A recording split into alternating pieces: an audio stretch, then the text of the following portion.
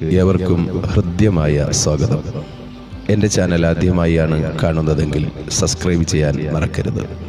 ഈ അറിവുകൾ മറ്റുള്ളവരിലേക്ക് എത്തിക്കാൻ ഷെയർ ചെയ്യുക. ഒരിക്കലൊരു കാട്ടിൽ വലിയൊരു മത്സരം നടക്കുകയായിരുന്നു. കാട്ടിലുള്ള വലിയൊരു മരത്തിൽ കയറണം എന്നതായിരുന്നു മത്സരം.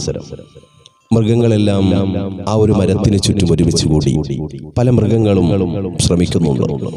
പക്ഷേ കൊമ്പുകളൊന്നുമില്ലാത്ത മരമായതുകൊണ്ട് കയറുന്നവർ വേഗത്തിൽ താഴെ വീണുകൊണ്ടിരുന്നു.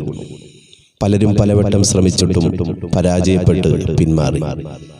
ഈ ഒരു ബഹളങ്ങൾക്കിടയിലും ആ ഒരു മരത്തിലേക്ക് ഒരു തവള കയറുവാൻ ആരംഭിച്ചു. മറ്റു മൃഗങ്ങൾ കൂകി വിളിച്ചു. ചിലർ വിളിച്ചു പറഞ്ഞു, ഇവനേക്കാൾ വലിയവൻ നോക്കിയിട്ട് നടന്നില്ല, പിന്നെയാണ് ഇവൻ. മറ്റു ചില തവളകൾ അവനെ പിന്തിരിപ്പിക്കുവാൻ നോക്കി. അതൊന്നും ആ തവളയെ ബാധിച്ചില്ല. അവൻ വീണ്ടും പതുക്കെ പതുക്കെ കയറി. അത്ഭുതമെന്ന് പറയട്ടെ, കുറേ സമയത്തിനുള്ളിൽ അവൻ ലക്ഷ്യത്തിലേക്കെത്തി. നേരത്തെ കൂകി വിളിച്ചവരും പിന്തിരിപ്പിച്ചവരും ഇപ്പോൾ അവന് ജയ് വിളിക്കുവാൻ തുടങ്ങി. അവസാനം ആ വിജയത്തിൻ്റെ സമ്മാനമായി കാട്ടിലെ രാജാവ് സിംഹം ട്രോഫി അവന് നൽകിയതിനു ശേഷം ആ തവളയോട് ചോദിച്ചു, സ്നേഹിത, എത്രയൊക്കെ നിരുത്സാഹപ്പെടുത്തിയിട്ടും വിമർശനങ്ങൾ കേട്ടിട്ടും താങ്കൾ പിന്മാറാതെ എങ്ങനെയാണ് ലക്ഷ്യത്തിലെത്തിയത്? അവൻ അതിനൊരു ഉത്തരവും പറഞ്ഞില്ല.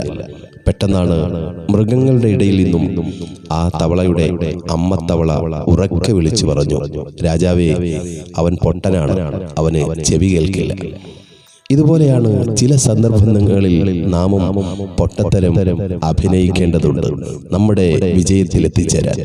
മറ്റുള്ളവരുടെ വിമർശനങ്ങൾക്കും മറ്റുള്ളവരുടെ നിരുത്സാഹപ്പെടുത്തലുകളും കേട്ടില്ല എന്ന് വെക്കണം. പലതിനും പ്രതികരിക്കുവാനും മറുപടി പറയുവാനും പോകുമ്പോൾ നമ്മുടെ വിജയിക്കുവാനുള്ള സമയങ്ങളാണ് നമ്മൾ നഷ്ടപ്പെടുത്തുന്നത് എന്ന് തിരിച്ചറിയണം.